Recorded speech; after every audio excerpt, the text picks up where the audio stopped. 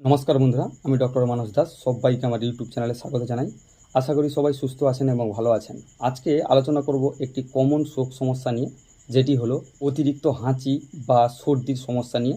এই সর্দি বা হাঁচির সমস্যাগুলো কি কি কারণে হয়ে থাকে বা কেন হয়, এর মূল কারণগুলো কি কি রয়েছে, এবং এর সঙ্গে সঙ্গে জানাবো আপনাদের এই সর্দি বা হাঁচির সমস্যার জন্য বেস্ট ইফেক্টিভ ফুল কি কি হোমিওপ্যাথি মেডিসিনগুলো রয়েছে সে সমস্ত বিষয়ে, এবং ডোজ সমেত, অর্থাৎ কত পরিমাণে খেলে সবচেয়ে ভালো কাজ হবে বা কখন খেতে হবে সেই সমস্ত বিষয়ে আজকে সম্পূর্ণ জানাবো। যিনারা চ্যানেলটি নতুন দেখছেন, তিনারা এই চ্যানেলে নতুন নতুন এরকম হেলথ রিলেটিভ ভিডিও পাওয়ার জন্য চ্যানেলটি সাবস্ক্রাইব করে নিতে পারেন এবং পাশে থাকা বেল আইকনটি প্রেস করতে ভুলবেন না, যাতে করে এর পরবর্তীতে এরকম হেলথ রিলেটিভ ভিডিও আসার সঙ্গে সঙ্গে বা আপলোড হওয়ার সঙ্গে সঙ্গে আপনারা নোটিফিকেশান পেয়ে যান। এবং যিনারা আগের থেকে চ্যানেলটি সাবস্ক্রাইব করে রেখেছেন, তিনারা এই ভিডিওগুলোতে লাইক বা কমেন্ট করে জানাবেন কী রকম টাইপের ভিডিও চাইছেন বা ভিডিওগুলো কেমন হচ্ছে বা আপনাদের কেমন উপকারে আসছে।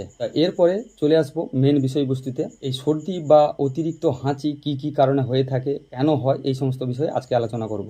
এই সর্দি বা হাঁচির মুখ্য কারণ হলো ওয়েদার পরিবর্তন বা সিজন চেঞ্জ হওয়ার কারণে এরকম সর্দি বা হাঁচি হতে পারে। এই সময়টা বিশেষ করে জুন জুলাই আগস্ট মাসের সিজন চলছে, এরকম সময়ে বৃষ্টির মাত্রাটা অতিরিক্ত, যার কারণে তাপমাত্রার ডিফারেন্স অনেকটা দেখা যাচ্ছে।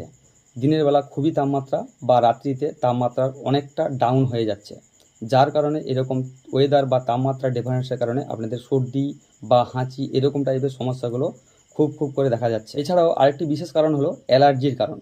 যদি আপনাদের ডাস্ট অ্যালার্জি বা কোল্ড অ্যালার্জি হয়ে থাকে, সেই সমস্ত ক্ষেত্রেও আপনার সর্দি বা হাঁচি দেখা দিতে পারে। এছাড়াও আরও একটি বা 3 নম্বর যে কারণটি হলো, সেটি হলো আপনাদের নাকের যদি নেজাল পলিপস বা পলিপাস হয়ে থাকে, মাংস বৃদ্ধি হয়ে থাকে, সেই সমস্ত ক্ষেত্রেও আপনাদের ঘন ঘন হাঁচি বা সর্দি, নাক দিয়ে জল গড়ানো এরকম সিমটম দেখা দিতে পারে। আজকের এই সমস্যাটির জন্য বেস্ট ইফেক্টিভ ফুল 3টি মেডিসিনের কথা জানাবো, যেটা এই হাঁচি বা অতিরিক্ত সর্দির জন্য খুবই কার্যকারী হবে। প্রথম নম্বর যে মেডিসিনটির কথা বলবো সেটি হলো রাস্টাক্স। এর সাইন সিমটমগুলো কী কী রয়েছে, যদি ওয়েদার পরিবর্তন হয়, এর সঙ্গে সঙ্গে যদি আপনাদের নাকে সর্দি আসে, ঘন ঘন হ্যাঁচো হয়, সেই সমস্ত ক্ষেত্রে আপনারা এই রাস্টাক্স মেডিসিনটিকে নিতে পারেন। এই রাস্টাক্স মেডিসিনটিকে আপনারা 200 পোটেন্সিতে নিয়ে সারাদিনে 2 থেকে 3 টাইম পর্যন্ত 1 চামচ জলে দিয়ে নিতে পারেন। এরপর সেকেন্ড নম্বর যে মেডিসিনটির কথা বলবো সেটি হলো এলিয়াম সিপ্পা। এই মেডিসিনটির কী কী সাইন অ্যান্ড সিমটমগুলো রয়েছে, নাক দিয়ে জল গড়ানো, ঘন ঘন হ্যাঁচো হওয়া, চোখের কোণে পিচুটি থাকা, এবং এই পিচুটিগুলো খুবই হাজাকারক, অর্থাৎ ক্ষত সৃষ্টি করছে বা ব্যথা অনুভব হচ্ছে, সেই সমস্ত ক্ষেত্রে আপনারা এই এলিয়াম সিপ্পা মেডিসিনটিকে 30 CH পোটেন্সিতে নিয়ে সারাদিনে 2 থেকে 3 টাইম পর্যন্ত 1 চামচ জলে দিয়ে নিতে পারেন। এরপর থার্ড নম্বর যে মেডিসিনটির কথা বলবো সেটি হলো স্যাঙ্গুরিনিয়া নাইট্রিকাম। যদি আপনার নাকে নেজাল পলিপস অর্থাৎ পলিপাস হয়ে থাকে, মাংস বৃদ্ধি হয়ে থাকে, সেই সমস্ত ক্ষেত্রে নাকের মধ্যে একটা ইরিটেশন ভাব অর্থাৎ সুটসুনানি টাইপের ব্যথা অনুভব হয় বা জ্বালা অনুভব হয়, এর সঙ্গে সঙ্গে হাঁচি, সর্দি এরকম হয়ে থাকলে আপনারা এই স্যাঙ্গুরিনিয়া নাইট্রিকাম মেডিসিনটিকে 200 পোটেন্সিতে নিয়ে সারাদিনে 2 থেকে 3 টাইম পর্যন্ত ব্যবহার করতে পারেন। এর সঙ্গে সঙ্গে বলে রাখি আরেকটা বায়োক্রমিক মেডিসিনের কথা, যেটি হলো ফেরামফস।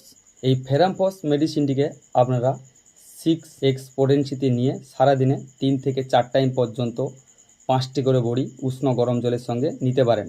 আগে যে 3টি মেডিসিনের কথা বললাম, এই মেডিসিনগুলোর সঙ্গে পর্যায়ক্রমে নিতে পারেন। যদি আপনাদের এই 3টি যে প্রবলেমের কথা বললাম বা 3 ধরনের যে হ্যাঁচো বা সর্দির কথা বললাম, সেগুলো লক্ষণ ভেদে এই মেডিসিনগুলোকে আপনারা ইউজ করতে পারেন। আশা করি ভিডিওটি আপনাদের উপকারে আসবে। এর পরবর্তীতে দেখা হচ্ছে এরকম একটি হেলথ রিলেটিভ ভিডিওর সঙ্গে। ততক্ষণ আপনারা সুস্থ থাকুন, ভালো থাকুন।